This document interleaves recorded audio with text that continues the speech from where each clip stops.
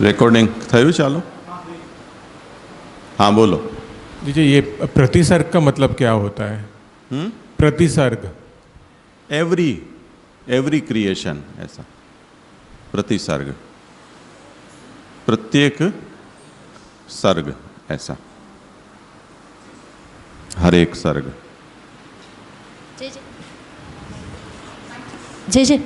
हाँ, दंडवत प्रणाम। जैसे 54 की जो कारिका है ना, वाक्य प्रकाशन में कहे कि सब कल्पन में सब कल्प को धर्म ग्रहण कियो जाए है, वो क्लियर समझ में नहीं आयो। जय जय। कल्प का ये नियम है, जैसे अभी इसने पढ़ा था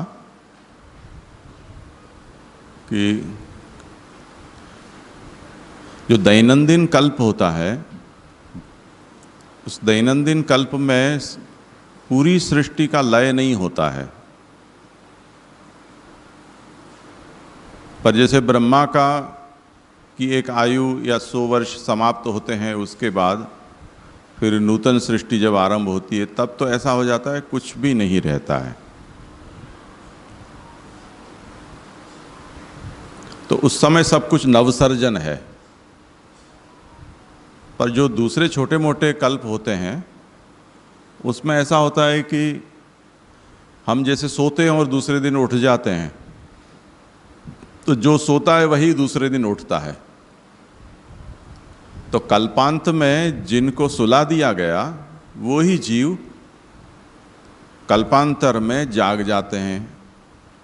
तो उनके लिए वो नया कल्प कैसा होता है, वो जहाँ अटके थे वहाँ से उनका शुरुआत हो जाती है। इस तरह से कई संकीर्ण कल्प जब होते हैं, तब ऐसा होता है कि कल्पांतर के जो जीव, सात्विक, राजस, तामस इत्यादि मिश्र प्रकार के, वो सब के सब जीव कोई एक कल्प में इकट्ठे पैदा होते हैं, और वो अपने अपने जो पूर्व कल्प के अनुसारी जो आचार होते हैं, उन आचार के अनुसार जीते हैं। तो अभी का जो कल्प है वो संकीर्ण कल्प है। उसमें पूर्व कल्प के सात्विक, राजस, तामस ऐसे मिश्र प्रकार के सभी जीव इस समय उपलब्ध हैं। तो इसलिए वो जो तीर्थ का दृष्टांत दिया, वो उस दृष्टि से दिया कि भिन्न भिन्न प्रदेश से लोग तीर्थ यात्रा के लिए जाते हैं, और वो अपने अपने प्रादेशिक परंपरा के अनुसार वहाँ कुछ भी स्नान, पान, दान, ध्यान करते हैं। उसी तरह ये भी एक ऐसा संकीर्ण कल्प है जिसमें तीनों प्रकार के जीव हैं, और वो तीनों प्रकार का आचार भी करते हैं, और कल्पांतर में जो प्राप्त साधन थे, परंपराएं थी, उनका भी आचरण करते हैं। इसलिए ये बात बताई गई। ये प्रश्न इसलिए उठा कि जैसे शुद्ध और मिश्र प्रकार के जीव होते हैं, उनके लिए शुद्ध और मिश्र प्रकार के मार्ग या साधन भी प्रवृत्त होते हैं। उसी तरह कल्पों में भी होता होगा कि शुद्ध और मिश्र प्रकार के कल्प हों। तो शुद्ध कल्प की बात तो कह दी, सत्वेन रजसा वापी तामसा वाप्यनेकधा। तो वो तीनों प्रकार के शुद्ध हो सकते हैं। उसी तरह मिश्र प्रकार के भी तो हो सकते हैं। तो उसका दृष्टांत वर्तमान जो कल्प है उसको लेकर दिया कि इदानीम त्रिविधा जीवाः तेन त्रिते मीर्यते। अभी का कल्प है वो मिश्र है, इसलिए तीनों तरह के पुराण, तीनों तरह के साधन उपलब्ध हो गए। ठीक है जी जी। यहाँ पर प्रश्न ऐसा था कि ये जो कारिका है उसके अंदर ऐसा बताया कि जो तामस पुराण है वो अति तामसता से बचाकर उसको राजसता की ओर प्रेरित करते हैं, फिर राजस जो है वो सात्विक की ओर प्रेरित करते हैं, और सात्विक जो है उसी से निर्गुणता प्राप्त होकर उसकी मुक्ति होती है। अब बाल बोध के अंदर जो है वो शिवजी की से भी मुक्ति बताई, तो जब वो भक्त जो है शिवजी का, वो उनको सर्वोच्च मानकर भक्ति करेगा तो उनकी शिवजी के अंदर सायुज्य होगी। तो शिवजी की भक्ति तो फिर तामस नहीं होगी, या फिर वो सात्विक प्रकार से शिवजी की भक्ति भी करेगा तब जो है उसको मुक्ति होगी? इसमें ऐसा है कि शिव के द्वारा जो मोक्ष होता है वो तो उत्सर्ग नहीं है, अपवाद है। ये बात बालबोध में ही समझा दी गई, क्योंकि भोग शिवेन मोक्षस्तु विष्णु नेति विनिश्चय, ये मुख्य सिद्धांत है। शिव भोग ही देते हैं, विष्णु मोक्ष देते हैं। और दोनों ही देव अपने अति प्रिय भक्त को अपवाद रूप में, कभी विष्णु है वो भोग भी दे देते हैं, शिव मोक्ष भी दे देते हैं। तो वो तो अपवाद की कथा है, उससे जो उत्सर्ग है वो प्रभावित नहीं होता है। तो फिर मुक्ति के लिए तो जो है वो विष्णु का ही आश्रय करना उचित होगा। बालबोध में तो यही बात कही है ना। और फिर जो स्वतः मार्ग होंगे तो वो सब सात्विक कहे जाएंगे या फिर वो राजस तामस की कैटेगरी के अंदर आएंगे? सांख्य योग की बात कर रहे हो? हाँ, सांख्य योग। हाँ हाँ, वो मुक्ति अलग तरह की मुक्ति है। आगे आएगा कि यहाँ भी जो मुक्ति कही जा रही है कि सभी प्रकार के जीवों को सभी प्रकार के पुराणों से मुक्ति होती है, ऐसा शास्त्र में कहा गया है। वो मुक्ति का मतलब जन्म मरण से छूटना, उस तरह की मुक्ति नहीं है। केवल उस गुण से ऊपर उठ जाना, यही मुक्ति का वास्तव स्वरूप है। तो परमानंद लक्षण जो मुक्ति है, उस मुक्ति में कोई प्रकार भेद नहीं होता है। और उस तरह की मुक्ति तो न राजस पुराण से होता है, न तामस पुराण से होती है, न सात्विक पुराण से होती है। वो पुराणोक्त किसी साधन से नहीं हो सकती है। वो भगवद निष्ठ होने पर, भगवत कृपा से ही हो सकती है, निर्गुण होने पर। उसका तो एक अलग ही प्रकार है। तो ये जो मुक्तियाँ कही जाती हैं वो कोई स्पेसिफिक कॉन्टेक्स्ट में कही जा रही है मुक्ति। जैसे आज हम 7 बजे ये अध्ययन को विराम दें और हम कहें कि अब मुक्त हो आप। वो मुक्त मतलब कल सुबह 10 बजे तक मुक्त हो, उसका ऐसा मतलब 10 बजे वापस बंधन में आ जाओगे। तो मुक्ति तो है ही ना, हम झूठ तो ही बोले तो सच है।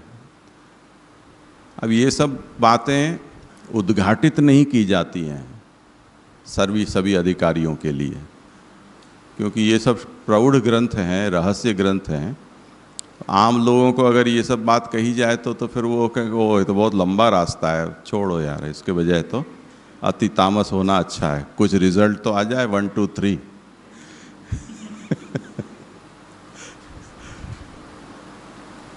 हमारे यहाँ एक मैजिस्ट्रेट आए थे, वैष्णव थे, परिचित थे। उनकी बड़ी प्रशंसा होती थी गांव में कि बहुत ज़ोरदार मैजिस्ट्रेट है, फटाफट सब चलाते हैं, तारीख वारीख देते नहीं हैं। अगर तारीख आई तो उस दिन हमारी फाइल आगे बढ़ ही जाती है। एक दिन मैंने उनसे पूछा कि ऐसा क्या चमत्कार करते हो?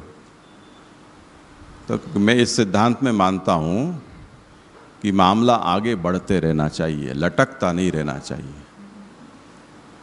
तो मेरे सामने से मुझे ये इतनी फाइल का पुलिंदा पड़ा होता है, वो मुझे पसंद नहीं आता है। कुछ भी मैं जजमेंट देकर उस मामले को आगे बढ़ा देता हूँ, फिर ऊपर वाला देखे मेरे से तो छूटी।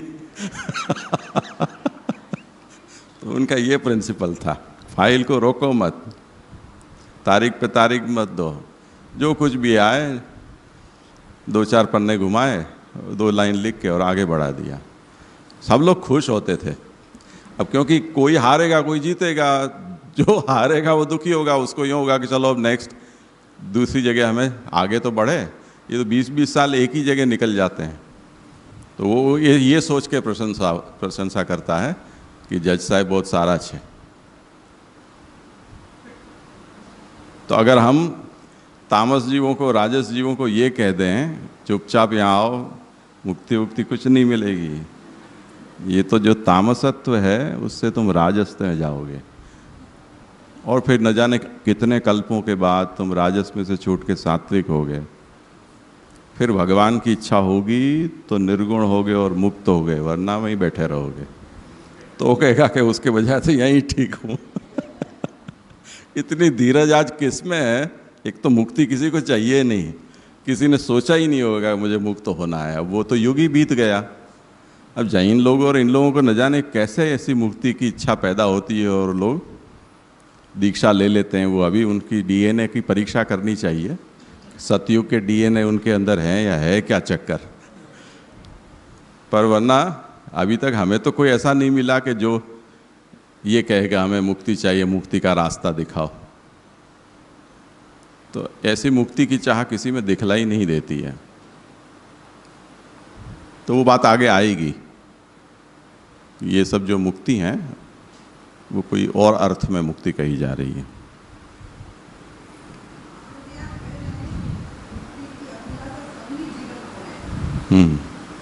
हाँ, पर वो भी सभी को पारिभाषिक मुक्ति ही है। श्याम दादा वो थत्ते जी का दृष्टांत देते ना, महाराष्ट्र में कोई एक विभूति थी जो किसी न किसी बहाने जेल जाना पसंद करते। अब लोगों को समझ में नहीं आता कि ऐसा जेल से उनको क्या प्रेम है, क्योंकि लोग तो जेल जाने से बचते हैं, डरते हैं। और उनके घर में इतना क्लेश था पत्नी के साथ कि उनको ये होता कि घर में रहने के बजाय तो जेल में रहना अच्छा है, खाना पीना मिलेगा। और वो जेल वो वाली जेल नहीं जो ऐसे कठोर अपराधियों को होती हो, नज़र कैद जैसी, कच्चे काम के होते हैं, क्या नाम बोलते हैं उसका, जहाँ खाना पीना मिले बंद रहो, ऐसा वो वाली गेट। तो कोई भी बड़ा नेता आने वाला हो तो उसके सामने विरोध का वो डंडा लेके घूम जाते, पुलिस उनको पकड़ लेती, 10 दिन के लिए रख देती, फिर नेता चला जाए छोड़ देती उसको। अब वो उनकी सच्ची जेल में जाते घर में। तो अब क्या मुक्ति की क्या परिभाषा है वो कैसे पता चले?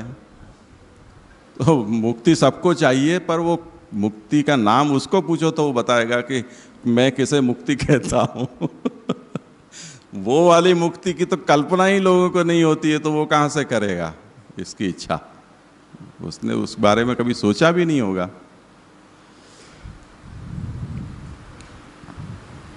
तो करें आगे?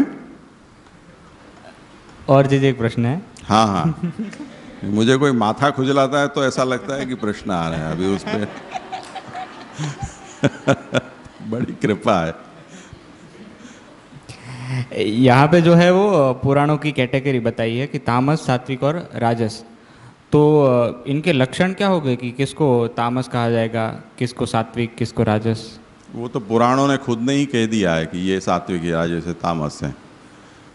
सामान्यतया देव के प्राधान्य से है, शिव के प्रतिपादक पुराण है वो तामस हैं, ब्रह्मा के राजस हैं, विष्णु के वैष्णव पुराण है वो सात्विक हैं। सामान्यतया ऐसा वर्गीकरण है।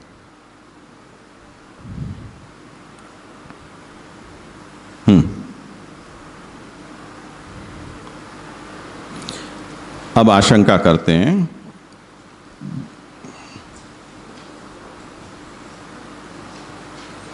कि ये जो मुक्ति की बात कही गई उसमें अन्य पुराणों के वचनों से कुछ विरोध सामने आता है। और वो विरोध किस तरह का है कि आप जैसे बताते हो ऐसे राजस पुराणोक्त धर्माचरण करने से राजसता से निवृत्ति होकर और सात्विकता प्राप्त होगी, फिर निर्गुण होंगे। ऐसे उन गुणों से मुक्ति वो मुक्ति का तात्पर्य है, ऐसे नहीं होकर होना ये चाहिए कि उन पुराणोक्त धर्म का पालन करने से ही सीधी मुक्ति मिले।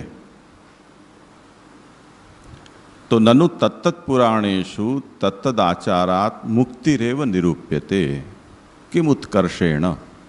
आप तो गुणों में उत्कर्ष बता रहे हैं मुक्ति का मतलब, पर होना ये चाहिए कि उन पुराणोक्त धर्मों का पालन करने से सीधी उनके द्वारा ही मुक्ति प्राप्त हो। और जहाँ तक सात्विक कल्प की बात है तो सात्विकाएव मुच्यन्ते इति तो सात्विक कल्प व्यवस्था। सात्विक कल्प हो तो उसमें सात्विक जीव ही मुक्त होंगे, पर सब कल्पों के बारे में आप ये नियम बना दो, ये तो ठीक नहीं है। यानी राजस, तामस और संकीर्ण कल्प के जीवों की मुक्ति ही नहीं होगी, वो केवल गुणों का ही उत्कर्ष उनमें होगा। ये आप कहोगे तो ये तो बहुत बड़ा अत्याचार है, क्रूरता है। उसकी दृष्टांत देते हैं कि यथा राज्ञाम तत्तद अवसरे तेषाम अनुग्रह निग्रहौ। ऐसा तो कोई राजा नहीं होता है जो केवल डंडा ही मारता हो, सजा ही देता हो। जो सजा योग्य होते हैं उनको सजा मिलती है, जो उस योग्य नहीं है उनको पुरस्कार भी राजा देते हैं। तो जो धर्म विरुद्ध आचरण करते हैं उनकी मुक्ति को रोक दिया जाए और धर्माचरण करते हो उनको मुक्ति प्रदान करनी चाहिए। ऐसी व्यवस्था हो तो व्यवस्था अपीलिंग है, वांछनीय है। अतः इदानीं त्रिविधानां मुक्त्यर्थमेव कथम न त्रिविधानि पुराणानि। अब इस युग में हमें तीनों प्रकार के सात्विक राजस तामस पुराण उपलब्ध हुए हैं, तो हमें ये कहना चाहिए कि क्योंकि इस कल्प में तीनों तरह के जीव हैं, उनको उन पुराणों के द्वारा मुक्ति दिलाने के लिए ही इन तीन तरह के पुराणों का प्राकट्य किया गया है। तो सात्विक पुराणों से इस कल्प में सात्विक जीव हैं उनकी सीधी मुक्ति हो जाएगी। इसी तरह राजस तामस जीवों की मुक्ति राजस तामस पुराण से सीधी हो जाएगी। ये क्या बात हुई कि तामस पुराण का पालन करने से फिर राजस बनोगे और राजस के बाद फिर सात्विक बनोगे, फिर निर्गुण होगे और फिर मुक्ति मिलेगी। ये तो स्वीकारने योग्य बात नहीं लगती है, ये इम्प्रैक्टिकल है। सीधा आक्षेप उनका ये है। तो अब सिद्धांत उसके विषय में, ये इतनी पूर्व पक्ष है। अब समाधान देते हैं कि प्रवृत्त्यर्थं तु सर्वत्र मुक्ति फलम उदीर्यते। ये जो मुक्ति शब्द का प्रयोग किया जाता है वो क्योंकि सब लोग मुक्ति मुक्ति बड़ा फल है, मुक्ति चाहिए मुक्ति चाहिए, तो पुराणों में कह दिया गया हाँ तामस पुराण में तुम्हारी भी मुक्ति हो जाएगी, तुम्हारी भी मुक्ति हो जाएगी, जो भी आए हाँ हो जाएगी मुक्ति, किसी को मना नहीं करेंगे। तो मुक्ति की महिमा ऐसी है कि जिसके कारण लोग दौड़े चले आते हैं कि हमें भी चाहिए मुक्ति, हमें भी चाहिए। अपने यहाँ वार्ता जी में प्रसंग आता है कि एक बार दही चाहिए था सेवा में, तो सेवक को कहा कि तुम लेकर आओ। वो ग्वाल जो दही बेचने जा रही थी उसको कहा कि तुम्हारे पास अच्छा दही हो तो दो। तो उन्होंने कहा कि तुमको इसके बदले में क्या दोगे। अब वो दिखाव से ऐसे संत पुरुष लग रहे थे तो उसने रुपए पैसे नहीं मांगे, उसने कहा क्या तुम मुझे मुक्ति दोगे। तो कहा दी मुक्ति, जाओ। अब जो दूध दही बेचने वाली गंवार है उसको भी मुक्ति चाहिए, तो मुक्ति तो महिमा है। अब इन दिनों में हम कोई मुक्ति कोई देने आए तो भाग जाए वहाँ से, वो एक अलग बात है, पर किसी समय तो मुक्ति की बड़ी महिमा हुआ करती थी।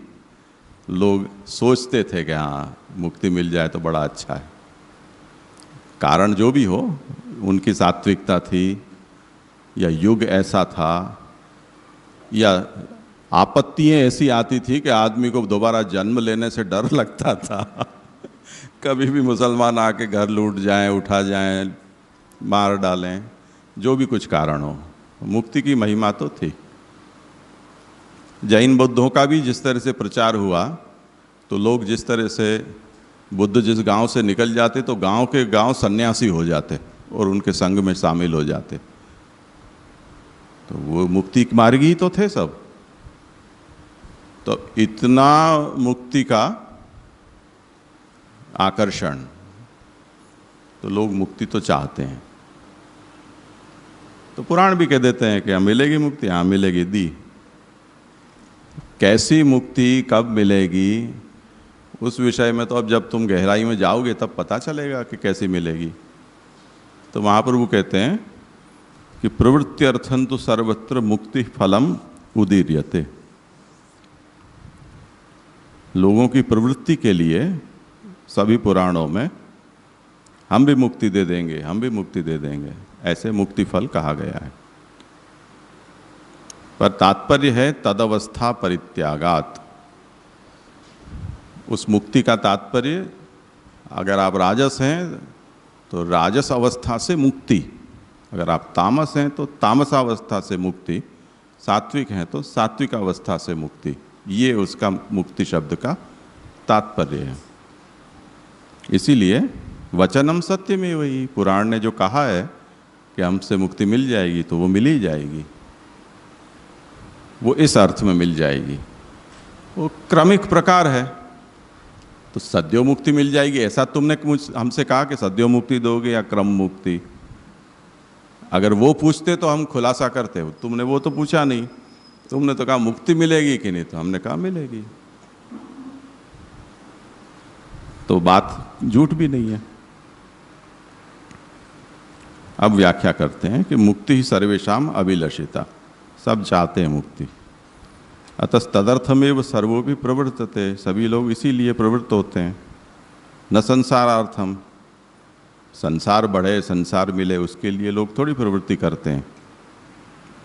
तो सर्वेषाम प्रवृत्ति सिद्ध्यर्थम, इसीलिए सभी लोगों की प्रवृत्ति हो धर्म मार्ग में, उसके लिए बालानुशासन न्यायेन मुक्ति फलम उदीर्यते। बच्चे को जैसे हम फुसलाते हैं, पटाते हैं, उस तरह से शास्त्र में मुक्ति कही गई है। बालानुशासन का मतलब क्या कि दूध पी गया तो बाल लंबे हो जाएंगे, गोरा हो जाएगा। अब वो बच्चा दूध पी के और कांच में देखने जाए कितने बड़े हुए, ऐसे थोड़ी कोई बड़े होंगे। वो तो जब होंगे तब होंगे, वो तो अपने आप ही होंगे। नहीं पिएगा तो भी बाल बड़े हो जाएंगे। दूध देने वाली गाय घास खाती है, फिर भी उसकी पूंछ लंबी हो जाती है कि नहीं? बिना दूध पिए भी अगर बाल लंबे हो सकते हैं तो दूध का बाल के साथ क्या संबंध? आज वीगन्स होते हैं वो कहाँ दूध पीते हैं, पर हजामत कराने तो वो भी जाना ही पड़ता होगा उनको। इस तरह से बालानुशासन है ये। न तो राजस कर्मणा मुक्तिर्भवती है।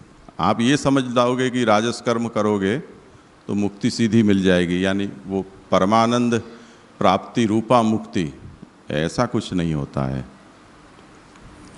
क्यों? भगवान कहते हैं मध्य तिष्ठन्ति राजसाः, राजस हैं वो लटकते रहते हैं, वो न तो नीचे गिरते हैं न ऊपर उठते हैं, मध्य में रहते हैं। अधोगच्छन्ति तामसाः, तामस हैं वो नीचे गिरते हैं। तो अब यहाँ एक पूर्व पक्षी हमें सलाह देते हैं कि ऐसा मत कहो, उसके बजाय ऐसा कहो कि राजस को राजस मुक्ति मिलेगी, सात्विक को सात्विक मिलेगी, तामस को तामस मिलेगी, पर मुक्ति ही मिलेगी। गुणों से उद्धार होगा ऐसा कहना ठीक नहीं लगता है। मुक्ति की व्याख्या स्पष्ट हो जाएगी कि तुम राजस हो इसलिए तुमको राजस मुक्ति मिली। क्यों? तो महाप्रभु कहते हैं कि परमानंद लक्षणस्य मोक्षस्य वैजात्या भावात्। मुक्ति का सीधा अर्थ तो पारिभाषिक अर्थ में मुक्ति तो परमानंद की प्राप्ति है, और उसमें प्रकार भेद नहीं होते हैं, वो तो एक रूपा ही होती है। इसलिए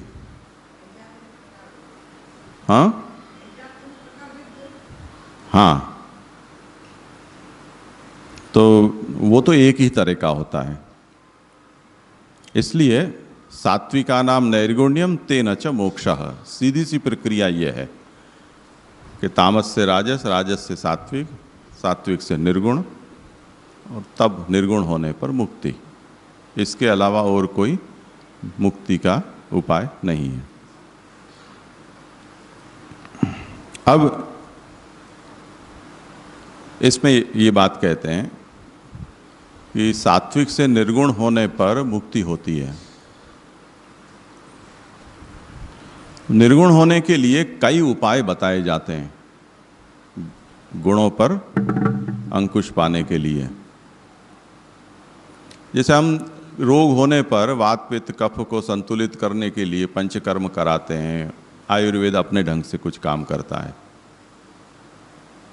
इसी तरह धर्म मार्ग में हम जाते हैं तो जो साधना का मार्ग हो, कर्म हो, ज्ञान हो, उपासना हो, भक्ति हो, वो सब अपने अपने उपाय बताते हैं जिससे कि गुणों के ऊपर हम काबू पा सकें। तो कुछ उपाय उनके पास हैं और उन उपायों से गुणों पर हम काबू कर सकते हैं। गुणों पर काबू करने का मतलब होता है, दो बात अपने यहाँ कही जाती है, एक तो गुणातीत होना और एक निर्गुण होना। निर्गुण होने का मतलब ये है कि वो गुण भाव नष्ट हो जाए, और गुणातीत का मतलब ये होता है कि वो गुण हमारे भीतर हों पर हम उसके प्रभाव से अलिप्त हों, जल कमलवत। तो भगवान निर्गुण भी है, गुणातीत भी है, दोनों तरह से भगवान के लिए इन शब्दों का प्रयोग होता है। तो भगवान गुणों को स्वीकारते हैं, अवतरित होते हैं तब, पर गुण से प्रभावित नहीं होते हैं, तो उनकी गुणातीतता कायम है। जैसे अभिनेता होता है, वो उसे जो अभिनय करने के लिए कहा जाए वो करते हैं, उसमें वो सब अनुभव भी वो प्रकट करते हैं, रोना, हंसना इत्यादि। पर स्वयं एक अभिनेता के रूप में उनको जो अभिनय करने के लिए कहा जा रहा है उससे वो अप्रभावित है। ऐसा भी हो सकता है कि उस अभिनेता को सुबह के समय विलन का रोल उसकी एक्टिंग करनी हो, दोपहर में कुछ खलनायक बना दिया जाए या कुछ नायक बना दिया जाए, साइड कैरेक्टर बना दिया जाए, तो वो सब निभा लेगा। कभी आवेश आ जाए वो एक अलग बात है। प्रहलाद चरित्र का अभिनय करते हुए ऐसा आवेश आ गया कि वो हिरण्यकशिपु के पास पहुंच गए, हिरण्यकशिपु ने घुमा के कलेक्टर को थप्पड़ मार दी, उसमें इतना आवेश आ गया तो हिरण्यकशिपु को जेल में डाल दिया गया पीछे तो कभी आवेश आ जाता है वो अलग बात है, पर सामान्यतया हमारे यहाँ ऐसा हुआ था बहुत बचपन में। वृंदावन की रास मंडली वाले आए थे चतुर्भुज दास जी की, और वहाँ पर उन्होंने ऐसा विरह वाली कोई लीला प्रभु की उन्होंने की। अब उसमें जो वो सखी थी जिसको प्रभु का विरह करना था, वो उस समय तो उसने किया, पर उसका रोना 3 दिन तक बंद नहीं हुआ। इतना प्रबल आवेश उस लीला का उनके ऊपर रहा, 3 दिन तक रोए ही जाए, रोए ही जाए, रोए ही जाए। तो ऐसा होता है। पर सामान्यतया गुणातीत जो होते हैं उनमें ये है कि गुणों का अंगीकार करते हैं पर गुण से प्रभावित नहीं होते हैं।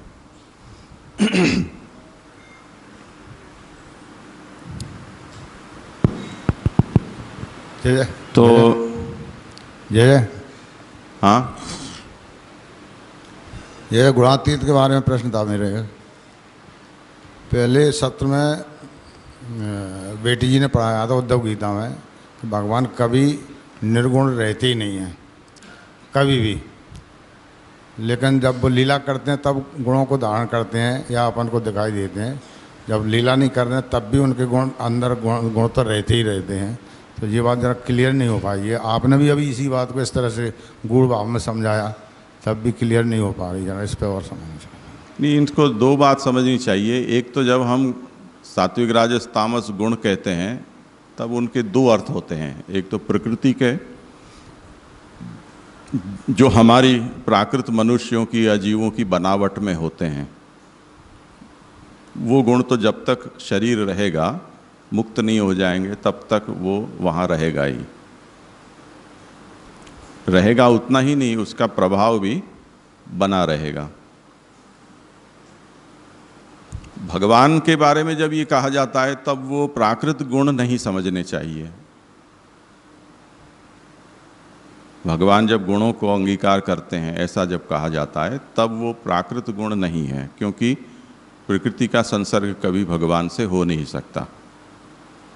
तो वो अप्राकृत गुण है, जो सर्वोत्तम के स्तोत्र में सबसे प्रथम हम पढ़ते हैं। प्राकृत धर्मानाम अनाश्रय अप्राकृत निखिल धर्म रूपम। तो भगवान जो है वो अप्राकृत धर्म वाले हैं, प्राकृत धर्मों का आधार भगवान नहीं है। तो जो सात्विक राजस तामस आदि गुण या लीलाओं के बारे में हम ये कहते हैं कि ये प्रभु की तामस लीला है, राजस लीला है, सात्विक लीला है, वो हमारी समझ के लिए उन गुणों के नामों का प्रयोग किया गया है। दूसरा, प्रभु के सन्मुख जो जीव हैं, उनकी कक्षा के ऊपर उतरकर भगवान ने उनके भावों का पोषण करने के लिए वैसी लीला की है, इसलिए उस लीला का नाम ऐसा कहा गया है। और उसी कारण भगवान ने भी उस गुण को अंगीकार किया है, वो भी उसी तात्पर्य से कहा जाया है। वो हम जैसे सात्विक होते हैं, राजस तामस होते हैं, उस अर्थ में उसे नहीं समझना चाहिए। इसलिए निर्गुणस्य गुणास्त्रयः ऐसा कहा गया है। भगवान जो निर्गुण है, उनके ये तीन गुण हैं, और वो हमारी समझ के लिए, क्योंकि कोई बात को हमें समझना हो तो कैसे समझें। जैसे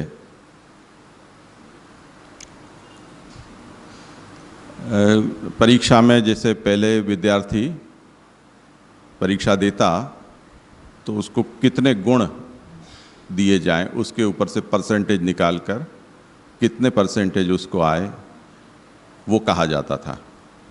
और उसके अनुसार उसको डिस्टिंक्शन है या फर्स्ट क्लास है या सेकंड क्लास है या पास क्लास है, ऐसे उसके क्लास दिए जाते थे।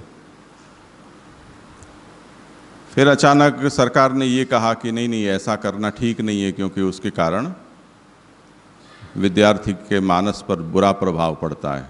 तो पास फेल और ये सब कुछ कक्षाओं तक नहीं होना चाहिए। उसके बजाय अब आप उनको कुछ ग्रेड देना शुरू कर दो कि A, B, C, D, ऐसा कुछ भी। अब ये सब हमारी समझ के लिए है। हमने ये तय किया कि इतने कक्षा पर वो पहुंचा है तो हम उसको इस नाम से कहेंगे, उतनी कक्षा पर पहुंचा तो उस नाम से कहेंगे।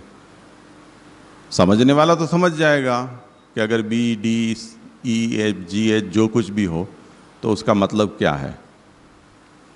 पर वो नाम दे देने से जो हताशा हो जाती है, या लोग में फेल हो गया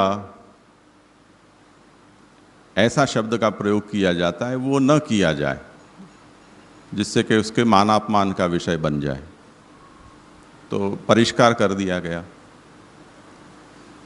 इसी तरह हम जिस जुबान से समझते हैं, उसी जुबान का उपयोग भगवान की लीला के वर्णन के लिए किया जाता है। भगवान ने जो भी कुछ लीला की हैं, वो कि भरत का नाट्य शास्त्र पढ़कर नहीं किए, पर क्योंकि नाट्य शास्त्र से हम परिचित हैं, हम किसी भी बात को उस रसशास्त्र की दृष्टि से समझते आए हैं, इसलिए भगवान की लीला में ये कह देंगे कि ये नटवर वपु है, और ये संयोग विप्रयोगात्मक है, ये श्रृंगार रस है, ये वात्सल्य रस है, ये उद्दीपन विभाव है, ये आलंबन विभाव है। तो भगवान थोड़ी कोई वो टेक्स्ट बुक लेकर बैठे हैं भरत की कि अब मुझे क्या करूँगा तो उससे ये प्रकट होगा रस। वो तो कर रहे हैं, हम उसकी व्याख्या उन शब्दों से कर रहे हैं जिन शब्दों से हम समझ सकें। इसी तरह गुणों के संबंध में भी समझना है कि भगवान निर्गुण हैं, इतना ही नहीं, भगवान से जुड़े भक्त भी सब निर्गुण हैं, पर फिर भी उनकी लीला में जो भिन्नता आ रही है उसे हम किस तरह से समझें, किस तरह से उसका वर्णन करें जिससे कि वो पृथक पृथक समझ में आ सके। तो कोई ऐसी आक्रोश युक्त वचन बोलती है गोपी तो कह देते हैं कि भाई ये तामसी गोपी है। वो कोई तामसी नहीं है, मन्निष्ठम निर्गुणम स्मृतम, भगवन्निष्ठ हैं, वो सब सर्वात्म भाववती हैं, भगवान में उनका परम निरोध हो चुका है, उनको तामस कैसे कह सकते हो? फिर तो वो आएगा अधो गच्छन्ति तामसा, वो उसको तो परम फल मिलने वाला है, तो वो उस अर्थ में तामस नहीं है। पर उनके कठोर वचनों की व्याख्या हम कैसे करेंगे? तो उसको कैटेगराइज कर दिया ये तामस। तो वो निर्गुण के 3 गुण हैं, ऐसे समझना चाहिए। आया न समझ में?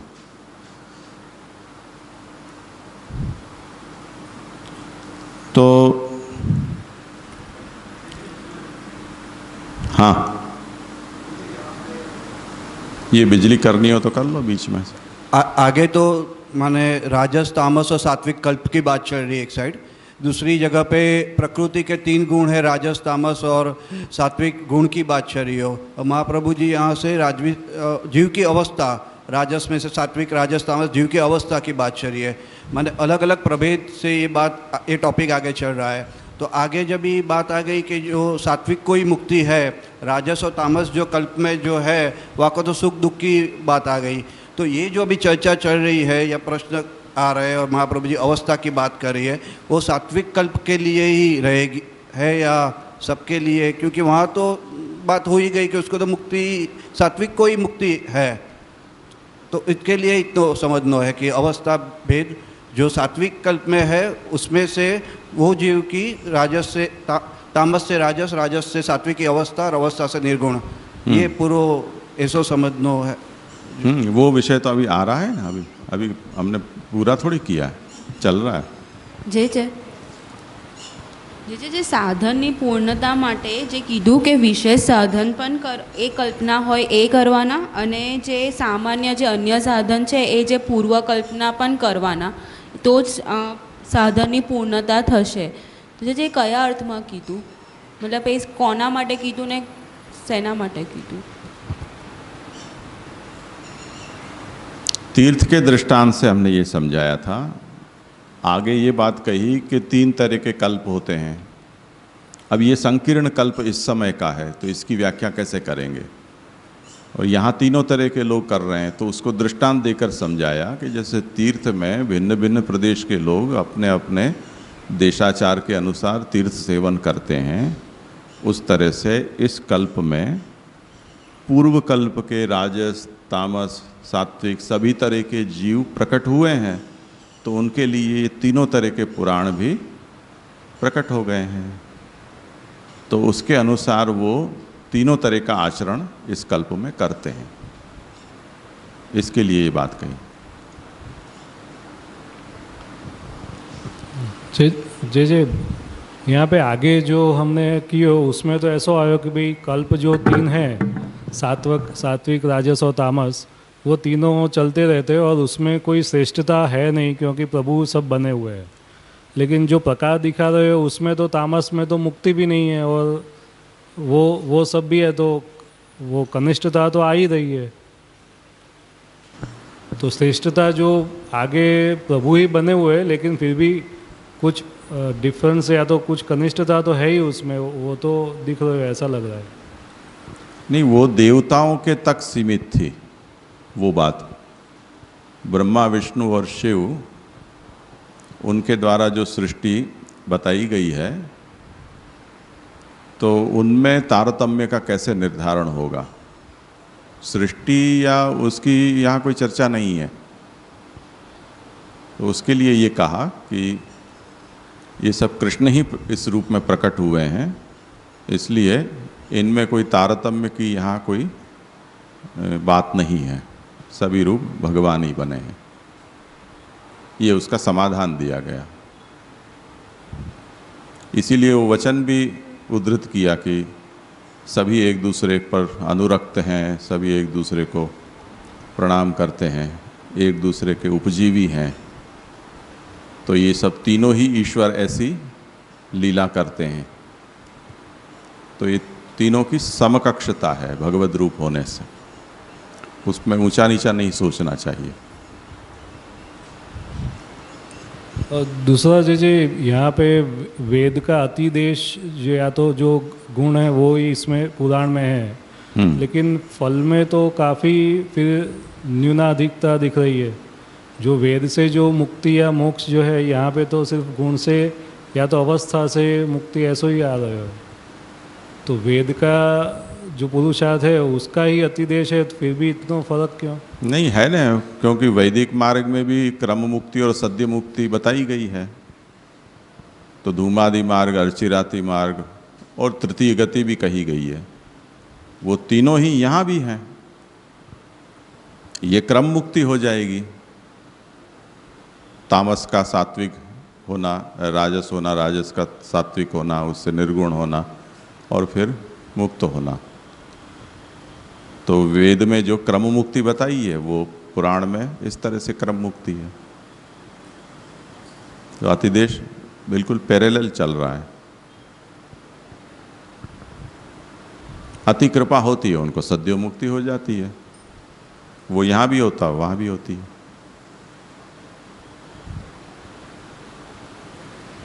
ऐसे ही जो वेद में भी जैसे जो गुण है तीनों प्रकार के जो साधक है, या तो जो कर्म मार्गी है उसके लिए जो अलग अलग जो कर्म है, ऐसे ही यहाँ पे भी ऐसे ही समझना कि तामस, सात्विक और राजस में तत्त प्रकार से उनके लिए धर्म है।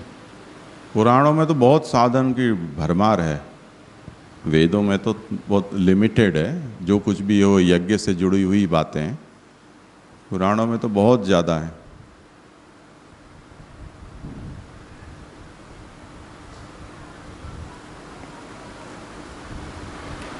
प्रणाम जी जी जी। यहाँ पर जो तद अवस्था परित्यागाद ऐसा लिखा है, तो ऐसा हम समझ सकते हैं कि सिर्फ दैवी जीवों के लिए ही ऐसी अवस्था का परित्याग शक्य है ना, कि जो तामस में से राजस में जाना पसंद करेंगे, फिर वहाँ से उन्नति करना पसंद करेंगे, तो ऐसा ले सकते हैं कि सिर्फ दैवी जीवों के लिए? नहीं है, इसको वर्ण के साथ कोई लेना देना नहीं है।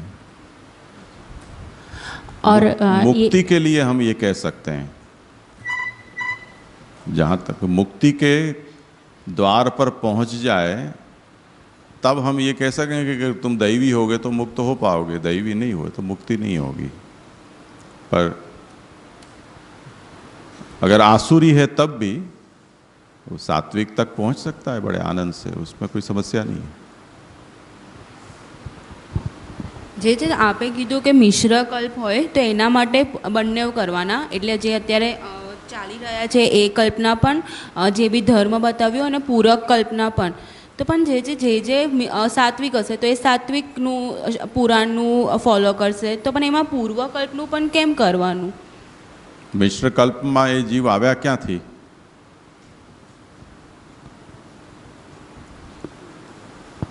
સાત્વિક કલ્પમાંથી પૂર્વ કલ્પના જીવો આવ્યા, તો હવે એ પોતાની પ્રકૃતિ અનુસાર જ કરશે ને અહીંયા કર્મ।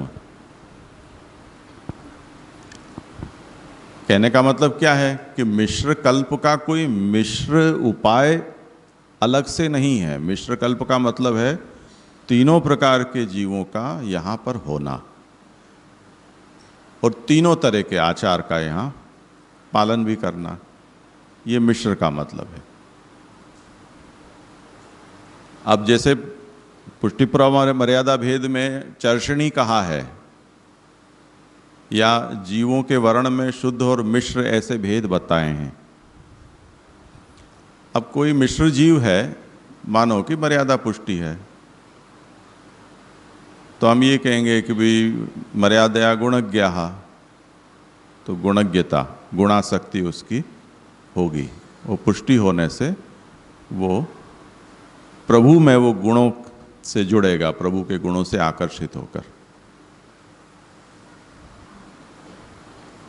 सेवानुरक्ति उसकी पुष्टि जीव की जैसी होती होगी, ऐसी नहीं होगी। ये उसकी पहचान के लिए में हम कह सकते हैं।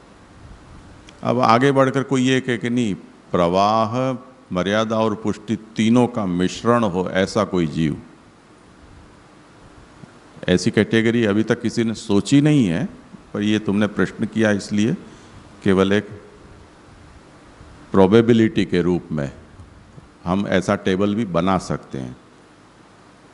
तो 3 या 9 प्रकार फिर से इसमें हम खोज सकें, अगर होते हों तो। मैथमेटिकली तो हो सकता है, पर कैटेगरी वाइज हो सकता है कि नहीं, वो सोचने का विषय है। तो 2 स्वभावों का मिश्रण होकर मिश्र जीव होते हैं, ये तो कहा गया है। मर्यादया गुणज्ञा शुद्धा प्रेमणाति दुर्लभा प्रवाहेण क्रियारता पुष्ट्या विमिश्रा सर्वज्ञा, ऐसे। अब उनके लिए कोई स्वतंत्र साधन बताया गया है मिश्र जीवों को उद्देश्य करके कि तुम अगर प्रवाह पुष्टि हो तो तुम्हारे लिए ये साधन है, मर्यादा पुष्टि हो तो ये साधन है? ऐसा नहीं, साधन तो एक समान कह दिया गया है सर्वसाधारण के रूप में। अब वो अपनी रुचि, अपने स्वभाव, अपनी सामर्थ्य, कक्षा, उसके अनुसार जो कहा गया है उसमें से ग्रहण करेगा। तो जो स्वभाव उसका स्वीकार नहीं करेगा वो साधन छूट जाएंगे। जैसे क्रियारत जो है उसे हम ये कहें कि तुम प्रौढ़ ग्रंथों का अवलोकन करो, भगवान के गुणों का गान करो, चिंतन करो, तो कुछ भी करो वो कर ही नहीं पाएगा, सो जाएगा, पर उसमें उसकी प्रवृत्ति नहीं हो सकती है। यहाँ भी बहुत लोग सो जाते हैं, सभी वक्त होता है। कई लोग कीर्तन में सो जाते हैं, कुछ लोग सेवा में सो जाते हैं। तो सोना सबके लिए उस जन्म सिद्ध अधिकार है हमारा, तो लोग सो जाते हैं, कई कारणों से सो जाते हैं। पर जो उस विषय को ग्रहण नहीं कर पाते हैं या उनके वो स्वभाव रुचि में नहीं है, उसके कारण सो जाते हैं, तब फिर हमें कहना पड़ेगा कि ये वर्ण उसका काम कर रहा है, क्योंकि वो उनका माइंड कुछ बात एक्सेप्ट नहीं करता है, कुछ शरीर एक्सेप्ट नहीं करता है, कुछ उनके सेंटिमेंट्स हैं वो उस बात को एक्सेप्ट नहीं करते हैं। तो बेचारे करें क्या, नहीं सोए तो। आया समझ में? इसलिए अलग अलग उपाय नहीं कहे गए हैं, उपाय तो सब जगह सब कह ही दिए गए हैं, पर जो जैसा होगा वैसा ही वो करेगा। अब एकादशी कितनी परम पवित्र वस्तु है,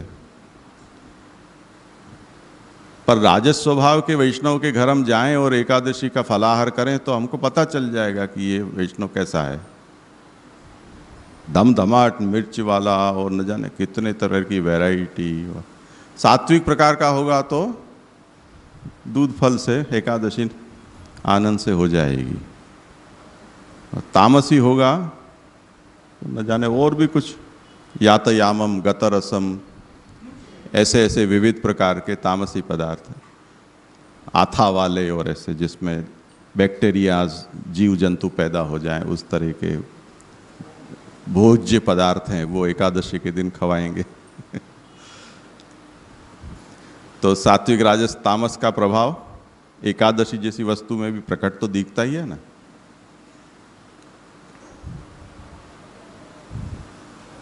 ऐसे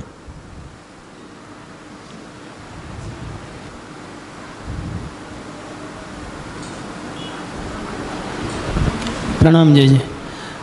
अभी आपने बताया कि तामस कल्प में तामस जीव होते हैं, सात्विक कल्प में सात्विक जीव होते हैं, तो मिश्र जीव या दूसरे जीव भी वो कल्प में होते तो है ना इधर भूतल पर?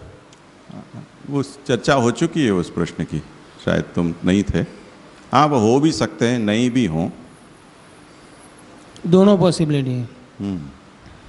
और ये जो कल्प की बात हो रही है, भगवान में इतना सामर्थ्य है कि वो सब तरह की सृष्टि कर सकते हैं। इतनी डिटेल में कौन से कल्प में कैसे कैसे जीव होते हैं या हो सकते हैं, ऐसा वर्णन शास्त्र में कहीं मिलता नहीं है। इतना संकेत कर दिया गया है कि ये कल्प तामस है, ये राजस है, तामस है। अब बाकी बातें हैं वो हमें अपनी रुचि के अनुसार, अपनी कल्पना शक्ति के अनुसार या प्रभु के सामर्थ्य को सोचकर हम उन कल्पों का वर्णन कर सकते हैं। शायद भगवान को काम भी लग जाए, एक आध नया कल्प करना हो तो उसमें से कुछ आइडिया मिल जाए। और रवि जी ने ये पूछा था। ये जो कल्प की बात हो रही है, तामस सात्विक राजस, ये ब्रह्मा जी का जो संवत्सर होता है मुख्य कल्प, उसकी बात है या दैन्य की? हम ऐसा न चाहें कि ब्रह्मा जी का जो मुख्य कल्प है वो इतना बड़ा कालखंड पूरा का पूरा तामस हो। भगवान ऐसा कभी न करें। फिर भी इस विषय में कोई लिखित जानकारी मेरे पास तो नहीं है। हाँ, ठीक।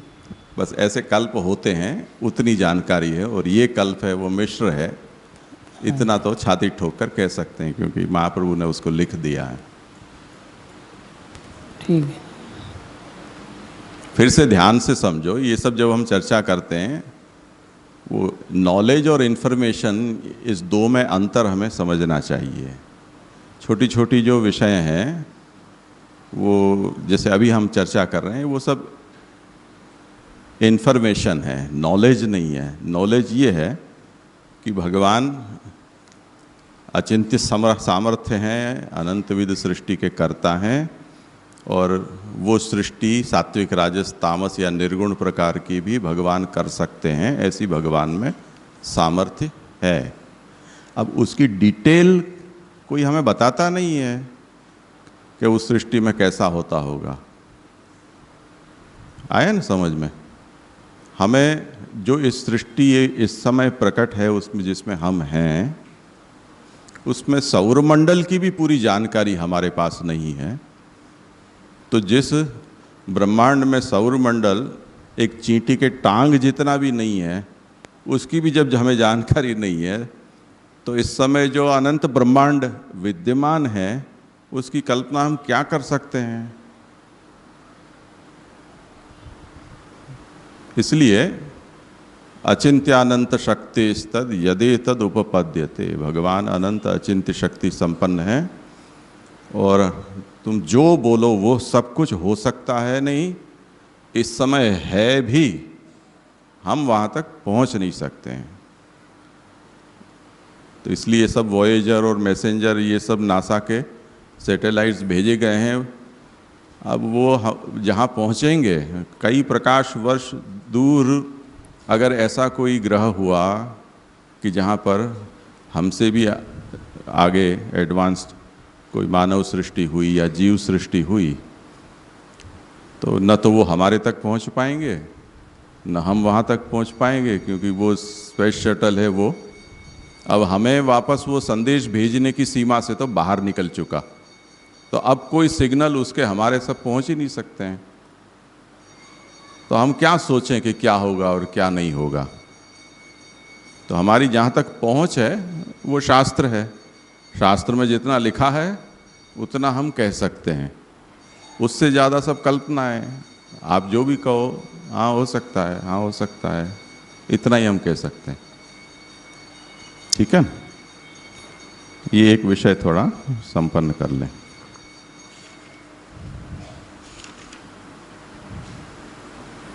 तो मुक्ति सर्वेषाम अभिलषितातस् तदर्थमेव सर्वोपि प्रवर्तते न संसारार्थम इति सर्वेषाम प्रवृत्ति सिद्ध्यर्थम बालानुशासन न्यायेन मुक्ति फलम उदीर्यते न तो राजस कर्मणा मुक्ति भवति भक्ति तिष्ठन्ति राजसा इति भगवद्वाक्य। परमानंद लक्षणस्य मोक्षस्य, हाँ यहाँ हुआ था कि परमानंद रूपा जो मुक्ति है उसमें वैजात्य नहीं होता है, वो तो एक विध ही है। तो सात्विक जीव को ऐसा परमानंद प्राप्त हो राजस तामस को ऐसा परमानंद प्राप्त हो, ऐसा नहीं कह सकते हैं। तो क्या होगा कि जो अधोगुण वाले हैं वो सात्विक होकर निर्गुण होंगे, तब उनका मोक्ष होगा। अब इसमें निर्गुणता की ये बात चल रही थी कि निर्गुणता प्राप्त करने के कई उपाय बताए गए हैं। इसी तरह भगवत संबंध स्थापित करने के लिए भी कई उपाय शास्त्र में बताए गए हैं। कई तो उपायतया बताए हैं और कई तो भगवान ने अपनी लीला में उदाहरण के रूप में वो हमें दिखाए हैं। तो जो किसी भी तरह से प्रभु से जुड़ जाता है उसमें ये संभावना प्रबल हो जाती है। भगवत संबंध ये न केन प्रकारेण सिद्ध करना, ये हमारे लिए पुरुषार्थ होना चाहिए। अब साक्षात हुआ तो तत्काल फल मिलेगा, परंपरा हुआ तो समय ज़्यादा लगेगा। उदाहरण के तौर पर राम के करते हनुमान ज़्यादा पूजे जाते हैं, महादेव के करते नंदी ज़्यादा पूजा जाता है, राम और हनुमान के करते जलाराम बापा ज़्यादा पूजे जाते हैं। ऐसे सर्वत्र देखा जाता है। तो अगर राम आप पूजते हैं प्रत्यक्ष, तब आपको सीधा फल मिलेगा, क्योंकि फल देने वाले राम है, हनुमान फल नहीं देते। हनुमान को पूजोगे तो हनुमान राम तक पहुंचाएंगे कई जन्मों के बाद, और पीछे राम तुमको फल देंगे, तो उतना अंतराय बढ़ेगा। आया ना समझ में? जैसे आज हम पुष्टि मार्गियों को देखें तो वो क्या करेंगे, पहले तो कोई न्यूज़पेपर में रविवार के दिन धर्म पूर्ति आएगी, उसमें कुछ पुष्टि मार्ग पढ़ेंगे। पीछे कोई मैगजीन सब्सक्राइब करेंगे, वैष्णव परिवार, सत्संग। अब पता नहीं कि ये मैगजीन सब चालू भी हैं या बंद हो गए, पर वो पढ़ेंगे। वो सब भेलपुरी होती है, उसमें कुछ भी होता है, कुछ ऑथेंटिसिटी किसी चीज़ की नहीं होती। फिर क्या करेंगे, अगल बगल में जो कुछ लोग होते हैं जो वैष्णव तर्क के रूप में जाने जाते हैं, उनसे कुछ पूछ पाछ करेंगे, उनके साथ उठ बैठ करेंगे। महाप्रभु तक तो वो कई पीढ़ियों तक पहुंचते ही नहीं है, षोडश ग्रंथ तक वो पहुंच ही नहीं पाते। अब क्या पता किसको क्या मिला और उसने उसमें से क्या पुष्टि मार्ग समझा, और उसने इतने छोटे से जीवन में बहुमूल्य समय में क्या पुष्टि मार्ग का आचरण किया, वो जाने, भगवान जाने। उसके बजाय इन सब चीज़ों में समय बर्बाद करने के बजाय, जब महाप्रभु अपनी वाणी के रूप में साक्षात उपलब्ध हैं, तो ऐसा क्या श्राप तुमको मिला है कि तुम उनको सूतक की तरह अस्पृश्य समझते हो? महाप्रभु को क्यों पकड़ते नहीं हो? षोडश ग्रंथ से ऐसी क्या दुश्मनी बांध रखी है? सुबोधनी जी से क्या दुश्मनी है तुमको? तत्वादिमन क्यों नहीं पढ़ते हो? क्या उनसे ज़्यादा ऑथेंटिक वैष्णव परिवार है, या रविवार की धर्मपूर्ति उससे ऑथेंटिक है?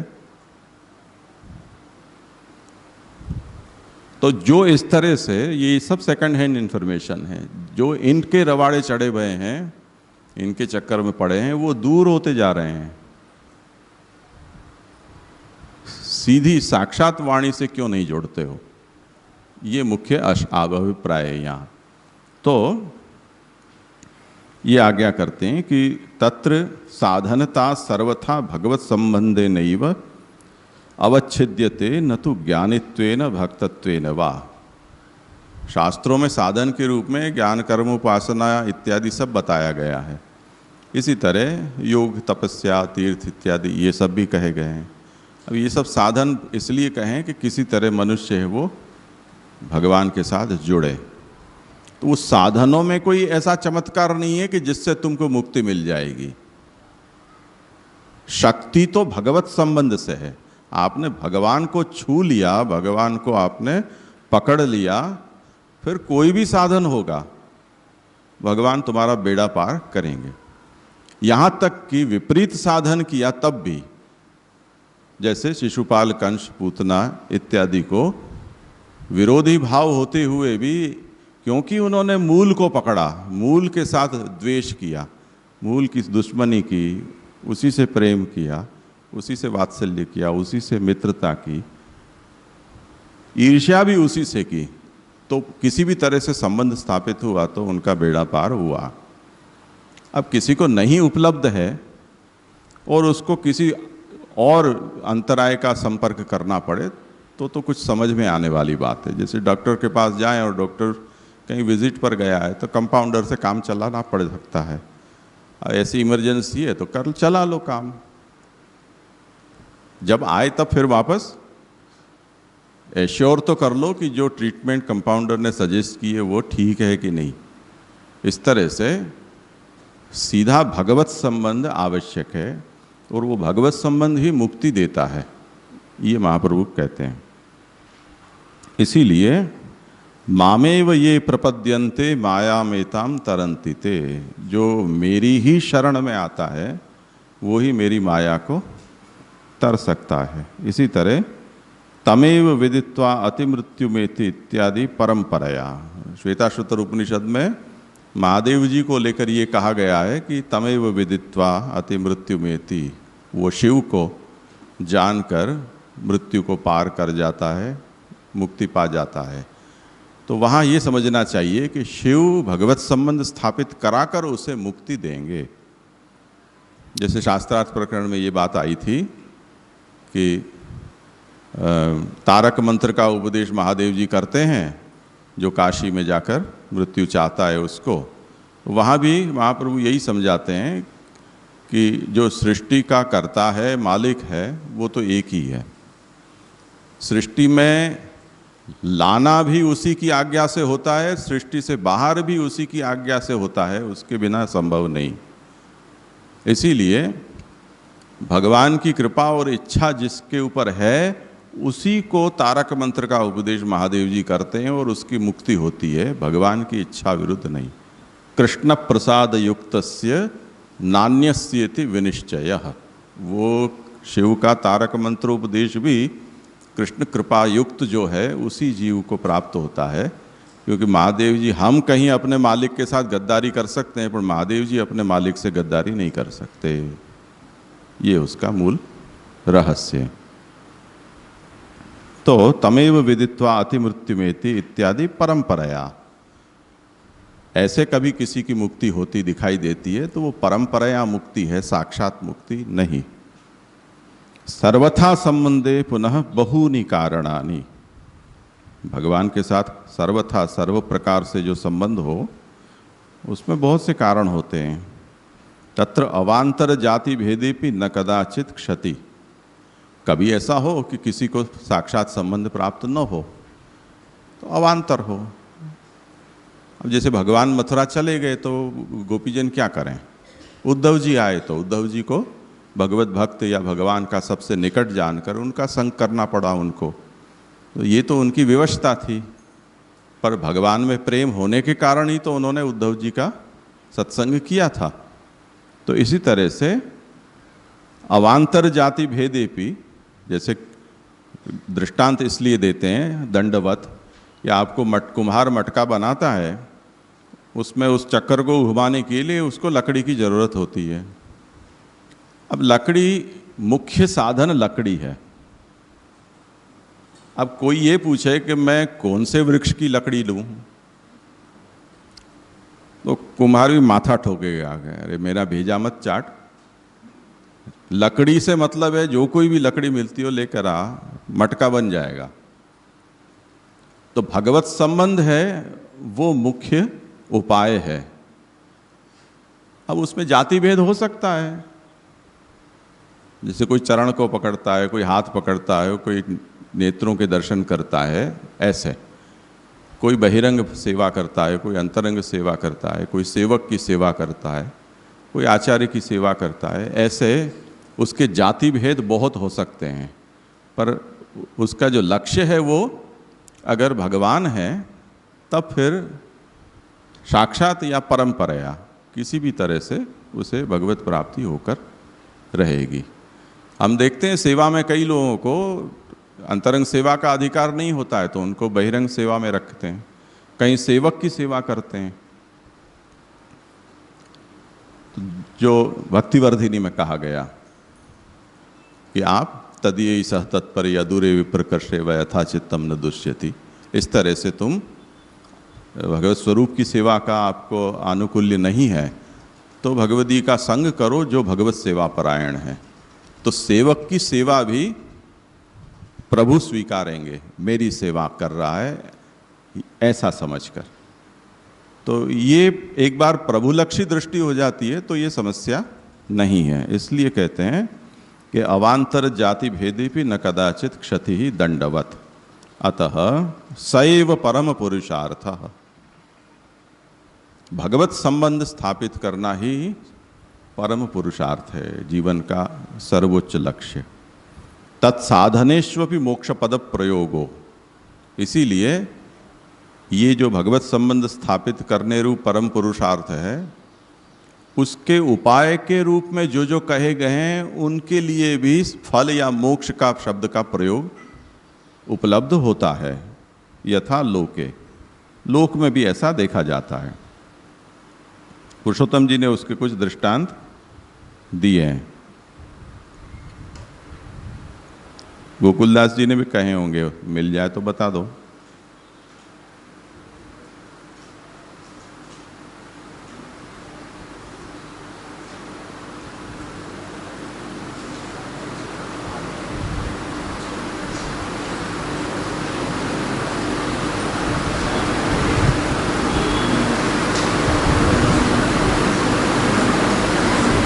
हाँ, यथा लोगे आरोग्यम प्रथमम सुखम, आरोग्य है वो प्रथम सुख है। अब आरोग्य और स्वास्थ्य, अब आरोग्य को सुख कैसे कह सकते हैं? आरोग्य का मतलब क्या है? रोग निवारण होना। पर रोग का निवारण होने पर हम देखते हैं कि लोगों को कई दिनों तक आराम करना पड़ता है, तब जाके वो सुखी होते हैं। रिपोर्ट नेगेटिव आ गई पर फिर भी अभी सांस लेने में तकलीफ हो रही है, खड़े नहीं हो पा रहे हैं, चल नहीं हो पा रहे हैं, अभी और कई दिनों तक आदमी बीमार सा दिखता है।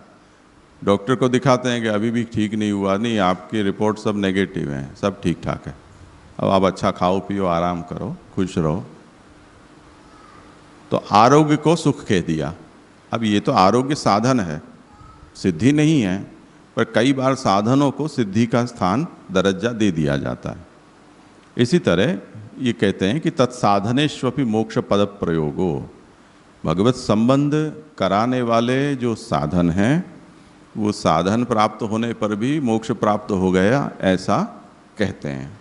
श्री रामानुजाचार्य जी का ऐसा वर्णन आता है कि उनके गुरु ने उनको मंत्र दिया पर उनसे ये कहा था कि आप इसको किसी को कहना मत, तो ये मंत्र से तुमको भगवत प्राप्ति हो जाएगी।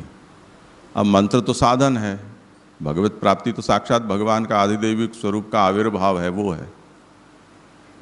अब जैसे ही मंत्र मिला तो वो श्रीरंग जी के गोपुरम के ऊपर चढ़ गए और जोर जोर से उस मंत्र का उच्चार करने लगे, सुनो सब लोग, सुनो सुनो सुनो, क्योंकि मुझे जो सौभाग्य मिला उससे कोई वंचित नहीं रहना चाहिए, और भगवान की प्राप्ति से कौन किसको अटका सकता है, तो सबको ये मिलना चाहिए।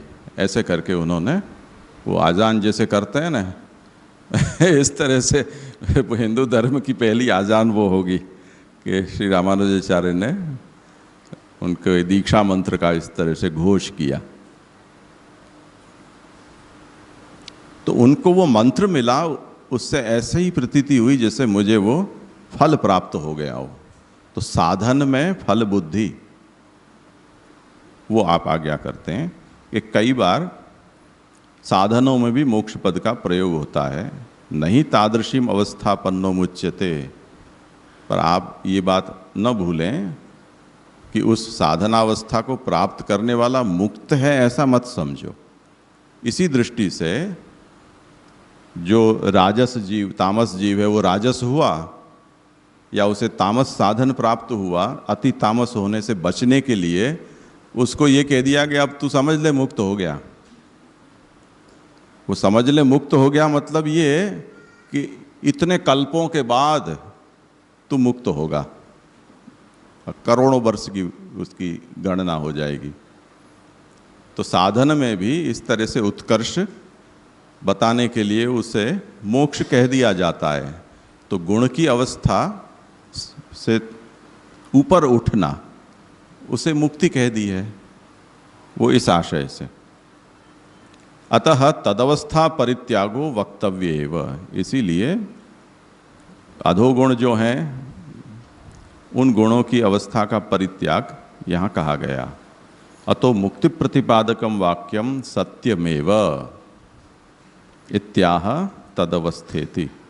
इसलिए ये जो कहा है कि इन पुराणोक्त साधनों से मुक्ति हो जाती है, वो मुक्ति का मतलब उस गुण की अवस्था का परित्याग है, पर वो मुक्ति होती है ये कहा है वो कोई झूठ नहीं कहा है, वो सत्य ही है, क्योंकि वहाँ वो मुक्ति स्थानी है। तो इस तरह से जो मिश्र कल्प में जो प्रकट हुए जीव हैं उनको उन साधनों से उनकी गुणों की अवस्था उन्नत होती है और क्रमिक रूप से उनको मुक्ति फल प्राप्त होता है। वो इस प्रकरण के उपसंहार में पुरुषोत्तम जी ने इस तरह से सिद्ध किया है, अत्रेदम सिद्ध्यति। ये पूरे विचार से ये सिद्ध होता है कि मुक्त्यर्थम पाषंडादि रहितेन अधिकारिणो क्रियमाणैः तामस धर्मैः तामसावस्था त्यागेन राजसत्वम। जो व्यक्ति पाषंड रहित है वो जब तामस धर्मों का पालन करेगा मुक्ति के लिए, तब वो तामस अवस्था का त्याग करके राजस हो जाएगा। ततः उसके बाद तेन तथा क्रियमाणी, यानी राजस अवस्था में राजस धर्मों का पालन जब वो करता रहेगा तब सात्विकत्वम, तब वो सात्विक बनेगा। ततस्तादृशीन क्रियमाणी तई सर्वथा भगवत संबंधे नैर्गुण्यम। अब जो सात्विक हुआ है वो सात्विक धर्म का पालन करता रहेगा और जब उसको सर्वथा भगवत संबंध हो जाएगा तो वो निर्गुण हो जाएगा। उसके बाद ज्ञानार्थम क्रियमाणैस्तु राजस तामसैः बहुजन्म विपाके तत्तद्रूप विषयक ज्ञान परिपाका। अगर भगवत संबंध नहीं होकर वो सात्विक अवस्था प्राप्त हुआ, ज्ञानादि मार्ग के रवाड़े में चढ़ जाएगा, उस चक्कर में चल जाएगा, तो बहुत जन्म के बाद उसका परिपाक होगा, ज्ञान का परिपाक होगा, और उसके बाद ज्ञान मार्ग के द्वारा मुक्ति होगी, भगवत प्राप्ति नहीं होगी। एवं भक्त्यर्थम क्रियमाणैः ही, अगर भक्ति के लिए इस तरह से वो सात्विक आचरण करेगा तो तादृश भक्ति परिपाकः, तब वो उस तरह की भक्ति का परिपाक होगा। और ततः सर्वथा भगवद रूप भगवत संबंधेन नैर्गुण्यम, तब वो भक्ति के बल से उसको भगवत संबंध होगा और निर्गुणता होगी, उसके द्वारा उसका मोक्ष होगा।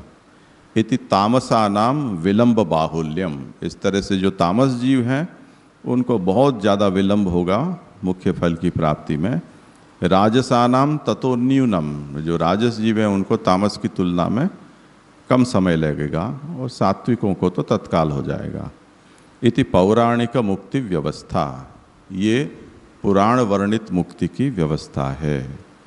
एवं अत्र क्रम मुक्ति रूपम फलम निरूपितम।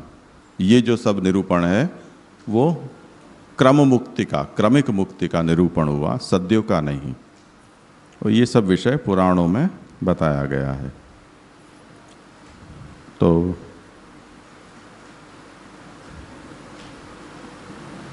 यहाँ पर ये मुख्य रूप से पुराण का प्रकरण संपन्न हो रहा है। इसके बाद व्यास जी और उनको लेकर महाभारत, गीता और भागवत, उनके संबंध में, और उसके बाद जो षडंग हैं, नहीं वेदांग, उसका विषय आएगा।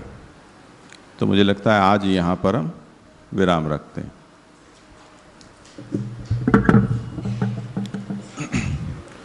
दृढ़ न चरणन केरो भरोसो, दृढ़ न चरणन केरो। श्री वल्लभ नख चंद्र छटा बिन, सब जग माज अंधेरो भरोसो। दृढ़ न चरणन केरो, साधन और नहीं या कली में, जासो हो निवेरो। सूर कहा कहे द्विविध आंधरो, बिना मोल को चेरो भरोसो। दृढ़ न चरणन के, दृढ़ न चरणन केरो भरोसो। दृढ़ न चरणन के। वल्लभाधीश।